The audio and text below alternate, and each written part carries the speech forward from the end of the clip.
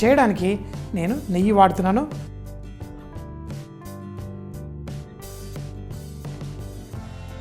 అయితే ఇక్కడ బిర్యానీ కూడా వాళ్ళు చేసినప్పుడు అందులో కరివేపాకు కూడా వేసుకుంటారు. సో నేను కరివేపాకు కూడా వేసి ఈరోజు బిర్యానీ చేస్తా. ముందుగా మన అన్నాసి పువ్వు, జాపత్రి ఇవన్నీ కొంచెం షాజీరా అన్నీ వేసేసి నెయ్యిలో వేసి లైట్ కుక్ చేసుకుందాం. తర్వాత దీంట్లో మనం బిర్యానీ ఆకు అలాగే కరివేపాకు కూడా వేసేస్తాం. వేసి దీంట్లో సన్నగా తరిగిన ఉల్లిపాయలు, అవునండి కరివేపాకు కూడా వేసి వాళ్ళు బిర్యానీ చేస్తారు. మనం ఆంధ్ర స్టైల్లో పులావు, కోడి పులావు చేసినప్పుడు ఎలా మనం కరివేపాకు వేసుకుంటాం అదే స్టైల్లో వాళ్ళు ఇందులో కూడా కరివేపాకు వేసుకొని చేసుకుంటారు. బిర్యానీలో వాళ్ళకి ఆ ఫ్లేవర్, ఉట్టి బిర్యానీ ఫ్లేవర్ పుదీనాకుతో కాదు కరివేపాకును కూడా కొంచెం వేస్ట్ చేసుకుంటారు. ఉల్లిపాయలు వేగేటప్పుడు కొంచెం అంత ఉప్పు వేసుకోండి, మనకి తొందరగా వేగుతాయి. లైట్గా కలర్ వచ్చేంత వరకు స్లోగా కుక్ చేసుకోండి. నేను బిర్యానీ పిచ్చోండి, బిర్యానీ చాలా ఇష్టంగా తింటాను. నేను చెన్నైలో పనిచేసేటప్పుడు అక్కడ ఈ బిర్యానీ పెడితే స్టార్టింగ్లో నచ్చేది కాదు, ఎందుకంటే మాకు హైదరాబాదీ బిర్యానీ అంటేనే బిర్యానీ. సో మరి స్లోగా అలవాటైన తర్వాత ఈ బిర్యానీ చాలా ఇష్టం అయిపోయింది. కానీ ఇప్పటికీ మన తెలుగు వాళ్ళకి అందరికీ హైదరాబాద్ స్టైల్ బిర్యానీ ఇష్టం. కానీ అప్పుడప్పుడు ఇలా కూడా చేసుకోండి. కొంచెం అంత పసుపు వేయండి, అలాగే కారపొడి కూడా కొంచెం వేసుకోండి, మరీ ఎక్కువ వేయకండి. కొంచెం కారపొడి వేసేసి అల్లం ఎల్లిపాయ కూడా పేస్ట్ వేయండి. అలాగే కొంచెం వేగుతున్నప్పుడు ఇందులో కొంచెం పుదీనాకు అలాగే టమాటాలు, ఈ టమాటా ముక్కలు వేసుకొని ఆ టమాటా ముక్కలు కూడా సన్నగా పొడుగ్గా కట్ చేస్తారు. మన ఆ బిర్యానీలో టమాటాలు కుక్ అయిపోతాయి, దానికి ఉన్న ఆ తొక్క సన్న సన్నగా అక్కడక్కడ కనిపిస్తూ చూడడానికి ఒక రంగు వస్తుంది. మరి అక్కడ వాళ్ళకి అట్లా ఇష్టం. సో మీరు కూడా ఇలా టమాటా ముక్కల్ని ఇలా కట్ చేసి వేసి తర్వాత చికెన్ ముక్కలు, దీన్ని ఇంకేం కుక్ చేయక్కర్లేదు, ఆ చికెన్ ముక్కలు కూడా వేసుకొని దీంట్లో కొంచెం అంత ధనియాల పొడి, కొంచెం అంత గరం మసాలా, ఏదో శాస్త్రానికి కొంచెం గరం మసాలా వేసా. ఇందులో నీళ్లు పోస్తారు, కానీ నేను చికెన్ స్టాక్ నా దగ్గర ఉంది, అందుకని చికెన్ స్టాక్, చికెన్ ముక్కలన్నీ వేసేసి తర్వాత దీంట్లో ఉప్పు కూడా వేసుకొని స్లోగా దీన్ని కుక్ చేసుకోండి. చూడండి, ఇప్పుడు దీన్ని మంచిగా బాయిల్ అవ్వనిద్దాం. తర్వాత ముందుగానే బాస్మతి రైస్ నానబెట్టి పెట్టుకున్నాం. ఇంకొకటి, ఈ చికెన్ బిర్యానీ చేసేటప్పుడు తప్పకుండా చికెన్ని ఉప్పు నీళ్ళల్లో నానబెట్టండి. ఒక 2 గంటలు నానబెడితే మనకి ముక్కలు సాఫ్ట్గా అవుతాయి. ఎందుకంటే టమాటా వేసిన తర్వాత చికెన్ ముక్కలు వేస్తే ఆ ముక్కలు జ్యూసీగా రావు. అందుకని చెప్పేసి నేను ఎప్పుడు బ్రైనింగ్ నేర్పిస్తాను. చికెన్ ముక్కలు తీసుకొచ్చినప్పుడు కొంచెం ఉప్పు నీళ్ళలో నానబెట్టి పెట్టుకోండి, చాలా పర్ఫెక్ట్గా ఉంటుంది. ఇంకేంటి, ఇప్పుడు కొంచెం సేపు కుక్ చేద్దాం. తర్వాత మనం దీంట్లో బాస్మతి రైస్ వేసి మన బిర్యానీ అది కూడా తమిళనాడు స్టైల్లో చేసుకుందాం. మూత పెట్టేసి కుక్ చేస్తున్నాను, ఎందుకంటే మూత పెట్టామనుకోండి మనకి ఆ వేడి లోపలే ట్రాప్ అయి తొందరగా బాయిల్ అవుతుంది. అందుకని చెప్పేసి ఏదైనా కుక్ చేసేటప్పుడు మూత పెట్టి కుక్ చేయండి. మూత పెట్టకుండా కుక్ చేస్తే గాలి తాకి కొంచెం ఎక్కువ టైం పడుతుంది. అందుకని చెప్పేసి ఏదైనా ఫాస్ట్గా కుక్ అవ్వాలనుకుంటే మనం మూత పెట్టేసి కుక్ చేయాలి. అది కొంచెం ప్రెషర్ కూడా బిల్డ్ అవుతుంది. మరీ ప్రెషర్ కుక్కర్ లాగా కాకపోయినా కొంచెం ఈజీగా వేడెక్కుతుంది. తర్వాత ఇందులో మనం నానబెట్టుకున్న మన బాస్మతి రైస్ వేసేయండి. ఆహా, మీకు డౌటే లేదు ఎంత టేస్టీగా ఉంటుందంటే ఆ చికెన్ స్టాక్ వల్ల దీంట్లో రుచి మరింత పెరిగిపోతుంది. ఒక్క మితుకు కూడా వేస్ట్ అవ్వకుండా చక్కగా ఇందులో వేయండి. వేసిన తర్వాత దీన్ని స్లోగా పైన స్ప్రెడ్ చేసేయండి. ఇప్పుడే ఏం కలపాల్సిన అవసరం లేదు, కిందంతా చికెన్ ఉంటుంది, పైన రైస్ వేసేయండి. అలాగే మూత ఇందాక చెప్పాను కదా పర్ఫెక్ట్గా ఈజీగా కుక్ అవ్వడానికి మూత పెట్టేసి కుక్ చేసుకుందాం. కానీ కొంచెం సేపు అయిన తర్వాత లైట్గా పైన ఒకసారి కలపాలి.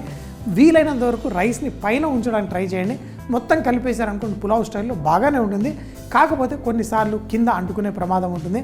అలా కాకుండా సింపుల్గా పైన రైస్ నేను వేశాను.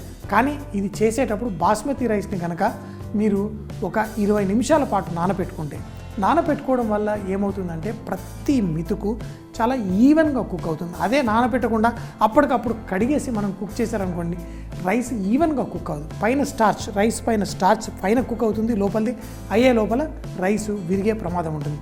అలా నూకల్లా అవ్వకుండా రైస్ ఉండడానికి కూడా మనం నానబెట్టి కుక్ చేసుకోవడం బెస్ట్. మరొకటి చాలామంది తప్పేం చేస్తారంటే బియ్యాన్ని నానబెట్టిన తర్వాత దాన్ని మళ్ళీ కడిగేటప్పుడు 20 నిమిషాల తర్వాత ఇలా గట్టిగా కలిపినట్టు కలిపితే రైస్ విరిగిపోతుంది.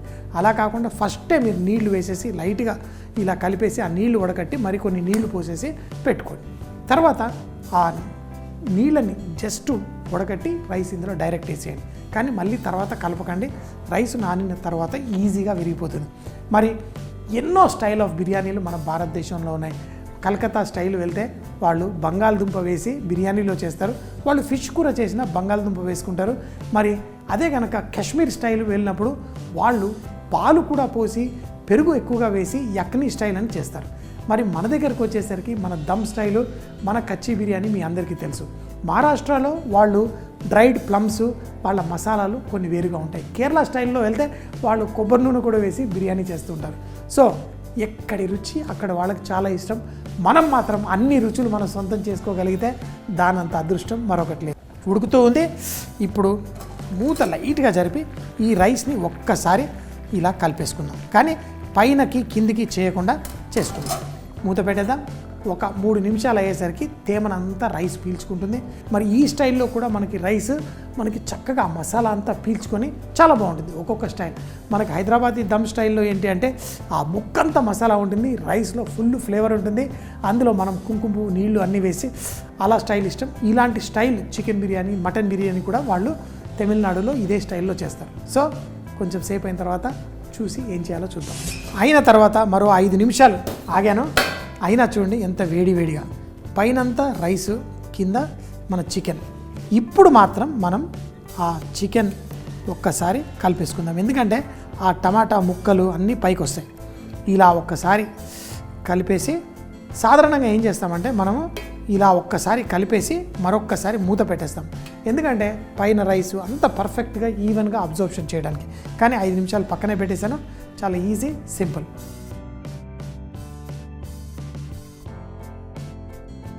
చికెన్ ముక్కను, రైస్, ఇలా వేడి వేడి అన్నం. మనకి టేస్టీయెస్ట్ ఫుడ్ ఎప్పుడు ఉంటుంది అంటే వేడి వేడిగా వడ్డించుకున్నప్పుడే. చూడండి పర్ఫెక్ట్, ఎంతో సింపుల్గా ఎంతో ఈజీగా మనం చేసేసుకున్నాం. ఈ రైస్ తినేటప్పుడు వాళ్ళు ఇంకేం తినరు, కేవలం గ్లాసుడు నీళ్లు తప్పితే ఏది అవసరం లేకుండా చాలా ఆ టమాటా ఆ ఫ్లేవర్స్ అన్నీ వచ్చేస్తాయి. ఒక్కొక్క ప్రాంతంలో ఒక్కొక్క బిర్యానీ అలవాటు, కానీ చెప్పాను కదా యావత్ ప్రపంచంలో ఉన్న రుచులన్నీ మనం ఎంజాయ్ చేయగలగాలి. సో ఇంకేంటి ఆలస్యం, తినేద్దామా?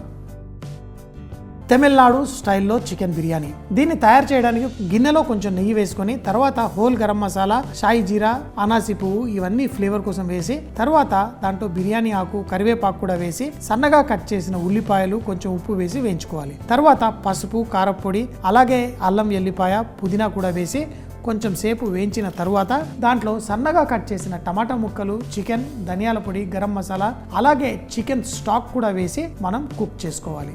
5 నిమిషాలు కుక్ అయిన తర్వాత ముందుగా నానపెట్టిన బాస్మతి రైస్ కూడా దానిపైన చూపించిన విధంగా వేసుకోవాలి. మూత పెట్టి ఒక 3-4 నిమిషాల తర్వాత లైట్గా ఒకసారి కలిపి మరోసారి మూత పెట్టి స్లో మంటలో మరో 4-5 నిమిషాల పాటు కుక్ చేసుకోండి. ఎప్పుడైతే తేమంతా అయిపోయి మనకి మంచి సువాసన వస్తూ బిర్యానీ రెడీ అవుతుందో స్టవ్ కట్టేసి మరో 3-4 నిమిషాల తర్వాత వేడి వేడిగా వడ్డించుకుంటే చాలా చాలా బాగుంటుంది.